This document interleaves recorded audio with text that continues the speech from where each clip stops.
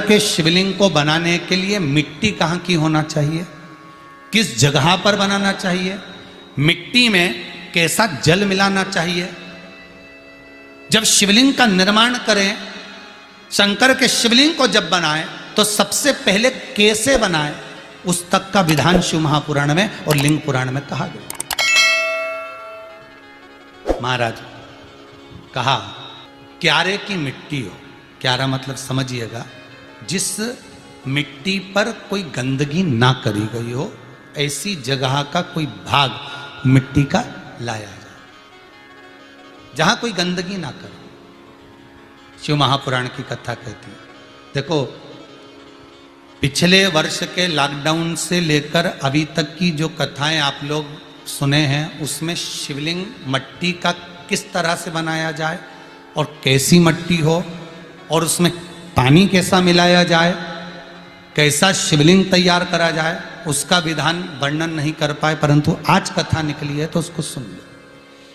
क्यारे की मिट्टी, क्यारे की मिट्टी मतलब जिस मिट्टी पर कोई गंदगी ना करी गई हो, ऐसी जगह की मिट्टी को लेकर जाए और मिट्टी को लाने के बाद थोड़ा पानी का सींचन कर दें, अर्थात घर में लाएं तो उससे पहले मिट्टी को पवित्र करें। अपने घर में गंगा जल रखा हो, यमुना जल रखा हो, सरयू जी का जल रखा हो, उससे मिट्टी का सींचन कर दें। मान लो अगर ये जल नहीं भी है तो जल के अंदर थोड़ा सा इत्र डालकर मिट्टी का सींचन कर। अगर इत्र भी नहीं है तो जल के अंदर थोड़ा सा दूध डालकर मिट्टी का सींचन कर। दूध भी नहीं है तो एक बेलपत्री जल के अंदर डालकर उस पानी का सींचन। बेलपत्र भी नहीं है, पीपल का पत्ता डालकर उसका सींचन कर दें। पर मिट्टी पर घर में लाते से ही, ये नहीं कि मिट्टी आज लाए और तुमको शिवलिंग कल बनाना है तो मिट्टी अगर एक दिन पहले लाए हो, 2 दिन पहले लाए हो, 4 दिन पहले लाए हो तो उसी दिन जल का सींचन होना चाहिए। ये नहीं कि जिस दिन बनाएंगे उस दिन सींचन होगा। मिट्टी पर पानी का छींटा, सींचन भले ज्यादा मत डालो पर छींटा तो उस दिन लगा देना चाहिए जिस दिन घर में मिट्टी लेकर आए हो, जिस दिन लेकर। फिर भले तुम शिवलिंग 15 दिन बाद बनाओ, 8 दिन बाद बनाओ, 10 दिन बाद बनाओ, 3 दिन बाद बनाओ, पर उस समय पर मिट्टी का सींचन उस समय हो जाना चाहिए। फिर कहा जिस दिन शिवलिंग का निर्माण करो उस दिन प्रातः में अगर आप शिवलिंग बना रहे हैं तो ब्रह्म मुहूर्त में मिट्टी को गला दो। किस पानी से गलाना है उसका भी प्रमाण, उसका भी शास्त्र वर्णन करा। किस जल से गलाया जाए, शिव महापुराण की कथा कहती है अगर आपको आज शिवलिंग का निर्माण करना है, शाम को आप शिवलिंग का निर्माण कर रहे हो तो अपने पानी का जो मटका होता है, हंडा होता है, रसोई घर में जहां पानी भर कर रखते हो उसके नजदीक में एक कलश जिसमें अलग से ताजा जल भरा जाए और उस पर प्लेट ढकी हो और उस पर एक चावल का दाना रखा हो, उस जल को लेकर आओ। थोड़ी देर रखा रहे, आधा घंटा, 2 घंटा, 3 घंटा, 15 मिनट, 20 मिनट, पर वो पानी वहां रखा होना चाहिए। रसोई घर में अन्नपूर्णा का निवास होता है, परिंदे के पास पितरों का निवास होता है। अन्नपूर्णा, पित्र सब रसोई घर के भीतर विराजमान होते हैं। शास्त्र कहता है 33 कोटि देवता एक समय के लिए, एक क्षण के लिए हमारे रसोई घर में प्रवेश करते हैं। इसलिए रसोई घर को तुम पूरे घर को स्वच्छ रखो ना रखो, पूरे घर को तुम साफ रखो ना रखो, पर रसोई घर एकदम क्लीन होना चाहिए, साफ होना चाहिए, स्वच्छ होना चाहिए। आज के जमाने में तो खैर गया, पर पहले जब मट्टी के चूल्हे होते थे, जब चूल्हा बंद होता था तो उसको गीला कर कर, गोबर को या पानी में उसको गीला कर कर, एक कपड़े को गीला कर कर पूरे चौके को, रसोई घर को पोंछा जाता था। मिट्टी का होता था वो, तो भी उसको पोता लगाते थे, पोंछते थे। तो पहला क्रम है पार्थिव शिवलिंग का निर्माण। सावन के महीने में अगर आप शिवलिंग बनाते हैं, सोमवार को शिवलिंग बनाते हैं, तो नियम ध्यान रखिएगा महाराज, लिंग पुराण से है ये, इसका नियम ध्यान रखिए। क्या करना है, मिट्टी को लाना है, जल का छींटा देना, छींटा जरूर देना, घर में लेकर आए और जल का छींटा होना जरूरी है। 2 दिन तक, 3 दिन तक मिट्टी रखी हुई है और उसके बाद अगर आपने पानी का छींटा नहीं दिया है और आपने डायरेक्ट मिट्टी को गला दिया और उसके बाद बनाया तो उसका कोई प्रमाण नहीं। जल का छींटा अवश्य। फिर उसको रख दें, 15 दिन बाद बनाओ, 4 दिन बाद बनाओ, 3 दिन बाद बनाओ, 2 दिन बाद बनाओ। शिवलिंग जब बनाओ तब उस मिट्टी को, जो कलश आपने रसोई घर में रखा है चावल का दाना रखकर प्लेट के ऊपर, अर्थात उस कलश का जल उस मिट्टी में थोड़ा सा डालिए। क्यों डाला जाता है उसका भी भाव वर्णन किया है। अब भविष्य पुराण, स्कंद पुराण और अग्नि पुराण, इन तीनों से ले लिया गया। वर्णन किया गया जब उस कलश का जल हम डालते हैं तो उस कलश में पितरों का भाव आ जाता है, अन्नपूर्णा का भाव आ जाता है, घर में लक्ष्मी का भाव आ जाता है, संपदा का भाव आ जाता है। पूरे 24 घंटे के अंदर एक क्षण के लिए रसोई घर में 33 कोटि देवता आते हैं, तो वो देवता का सारा भाव उस कलश के अंदर आ जाता है। और वो जल जब हम उस मिट्टी में मिलाते हैं तो गंगा, यमुना, सरयू, सरस्वती, ये 33 कोटि देवता में, तो इन सब का आनंद उस जल में आ जाता है। और वो जल जब हम मिट्टी में मिलाते हैं तो मिट्टी पवित्र हो जाती है, स्वयं कैलाश अधिपति को स्वीकार करने के लायक हो जाती है, निर्मित करने के लायक हो जाती है। शिवलिंग का निर्माण। अब शिवलिंग का निर्माण कैसे करना? मिट्टी में गला दिया पानी में। सबसे पहले शिवलिंग बनाने से पहले पात्र जो होता है उसके नीचे एक बेलपत्र रखी जाती है। क्या रखना है? एक बेलपत्र। शंकर को झेलने के लिए कोई साधारण नहीं है पात्र जिस पे झेला जाए। स्वयं गंगा शिव की जटा में और आप शंकर के शिवलिंग का निर्माण कर रहे हो, कोई साधारण नहीं हो सकता। स्वयं आप विदेश्वर संहिता के अंतर्गत पढ़े कि ब्रह्मा और विष्णु, ब्रह्मा ऊपर जा रहे हैं, भगवान विष्णु नीचे जा रहे हैं, तो पता नहीं कर पा रहे कि यहां चरण कहां पर और शीश कहां पर है, उसको जान ही नहीं पा रहे। बस एक बेलपत्र साधारण भाव में, बेलपत्र भी सीधा भाग, और इस बेलपत्र की जो डंडी है वो उत्तर दिशा में रखना है थाली के अंतर्गत जब आप शिवलिंग का निर्माण करें। उत्तर, इसके ऊपर जो गलाई हुई मिट्टी है वो डाल दीजिए, और डालने के बाद सबसे पहले शिवलिंग का स्वरूप बनाना है। सबसे पहले नीचे की जलाधारी नहीं बनाना, क्या बनाना है? शिवलिंग का स्वरूप बनाना। बनाने के बाद उसी शिवलिंग के पास में और मिट्टी डाल लीजिए, फिर जलाधारी का निर्माण करें। फिर जलाधारी, शिवलिंग जलाधारी निर्मित हो गई। शंकर जी का संपूर्ण परिवार शिवलिंग में रहता है, आपको पहले भी कहा।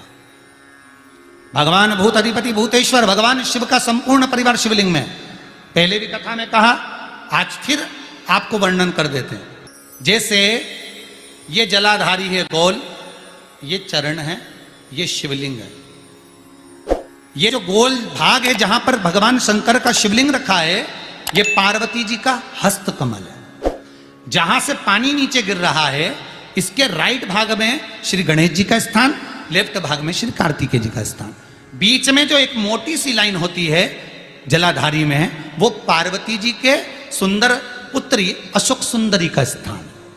शंकर जी के ऊपर जो तिकोनी रखी रहती है, उसके ऊपर से जो जल बूंद बूंद नीचे गिरता है, ये जो पानी बूंद बूंद नीचे गिरता है, या आप कलश से जल चढ़ाते हो या आप संगीत से जल चढ़ाते हो, तो ये जो पानी गिर रहा है, ये शंकर भगवान की 5 पुत्रियां, जया, विषहरा, शामरी बारी, दोतली और देव, ये शंकर जी की 5 बेटियां, 5 पुत्री। कार्तिकेय भी है, गणेश भी हैं, अशोक सुंदरी भी है, शंकर जी की 5 बेटियां भी हैं, शंकर भी है और पार्वती भी। अर्थात शिव जी के परिवार में आपको गणेश जी की पूजन अलग करने जाने की जरूरत नहीं पड़ेगी, शंकर के परिवार में पार्वती जी की पूजन अलग करने जाने की जरूरत नहीं पड़ेगी, कार्तिकेय की पूजन अलग जाकर करने की जरूरत नहीं है। शंकर का परिवार शंकर के शिवलिंग के साथ में उस जलाधारी में संपूर्ण परिवार शंकर का विराजमान है, संपूर्ण परिवार, कुछ भी नहीं, संपूर्ण, और पूरा परिवार है महाराज।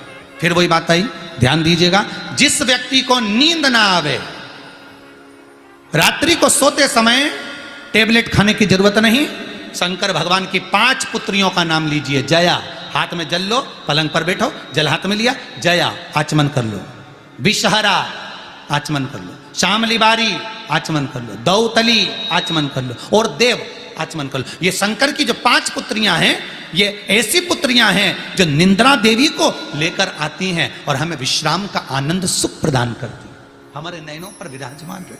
3 माह के अंतर्गत विवाह नक्की होगा। इतना इतना प्रमाण है महाराज। भगवान शिव की आराधना का कोई साधारण फल है महाराज।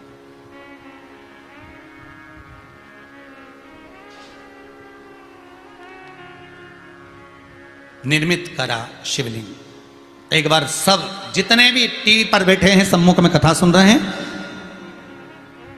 फेसबुक यूट्यूब पर सुन रहे हैं, एक बार साथ में समझें वापिस निर्माण को, शिवलिंग के निर्माण को। मिट्टी लाए, स्वच्छ जगह की, जल का छींटा दिया, रखा। जब शिवलिंग बनाया तो एक कलश पानी पहले से 2 घंटा, आधा घंटा, 15 मिनट, 20 मिनट पहले उसको रख दिया। उसी पानी से उसको गीला करा। गीला करने के बाद उसका निर्माण सबसे निर्मित करा शिवलिंग। एक बार सब जितने भी टीवी पर बैठे हैं, सम्मुख में कथा सुन रहे हैं, फेसबुक यूट्यूब पर सुन रहे हैं, एक बार साथ में समझें वापिस निर्माण को, शिवलिंग के निर्माण को। मिट्टी लाए, स्वच्छ जगह की, जल का छींटा दिया, रखा। जब शिवलिंग बनाया तो एक कलश पानी पहले से 2 घंटा, आधा घंटा, 15 मिनट, 20 मिनट पहले उसको रख दिया। उसी पानी से उसको गीला करा। गीला करने के बाद उसका निर्माण सबसे पहले बेलपत्री, बेलपत्री के ऊपर मिट्टी, मिट्टी के ऊपर रखकर शिवलिंग का निर्माण, फिर जलाधारी का निर्माण, जलाधारी का निर्माण और शिवलिंग का निर्माण पूर्ण होने के बाद में फिर बाबा का सुंदर भाव से आप श्रृंगार करें, अभिषेक करें, पूजन करें। और एक बात याद रखना, पार्थिव शिवलिंग का अगर निर्माण करा है तो आपको वो पार्थिव शिवलिंग को रात्रि होने से पहले विसर्जन होना जरूरी है। हाँ, अगर कोई भी शिवरात्रि का दिन है तो फिर आप पूरी रात रख सकते हो। हरतालिका तीज का दिन है, पूरी रात रख सकते हो। बड़ी तीज है, छोटी तीज है, आप शिवलिंग बनाए हो तो आप पूरी रात रख सकते हो। विशेष कोई उत्सव है, श्रावण का महीना है, पूरी रात रख सकते हो। पर बाकी के समय अगर आप शिवलिंग का निर्माण करें तो उसको सूर्यास्त होने के पहले आप उसको नदी में, जल में, जलाशय में विसर्जन करें। और ध्यान दीजिएगा, विसर्जन करते समय जब आप विसर्जन करें, पानी में अपने पात्र को, शिवलिंग को जब छोड़ें, उस समय पर ध्यान दीजिएगा कि शिवलिंग की जो जल की धार है, जिसका उत्तर की ओर जो जल की धार होती है, विसर्जन करते समय वो जल की धार अर्थात वो उत्तर का भाग हमारी ओर होना चाहिए। और थाली इस तरह से पकड़ें कि वो भाग हमको जब डालें तो वो भाग हमको दिखे, थोड़ा सा नजर आए पानी में डालते समय। और जब वो थोड़ा भाग दिखता रहे, और जिसलिए आपने शिवलिंग बनाया, जिस कामना से आपने शिवलिंग बनाया है, वो कामना उस भाग को पानी में देखते देखते बोल दीजिए, वो कामना पूर्ण हो जाती है। इसको कहते हैं पार्थिव शिवलिंग का निर्माण करना और उसकी आराधना करना। उसकी आराधना कई लोग करते हैं, बना भी लेते हैं, पूजन भी करते हैं, और कई बार कहते हैं हमारा काम नहीं, तो उसमें भगवान का दोष नहीं है, दोष अपना देखो। आप आए नहीं, सुबह हो गई, मेरी पूजा की थाली धरी की धरी रह गई। क्यों नहीं आए, किस लिए नहीं आए, वो हमें देखना।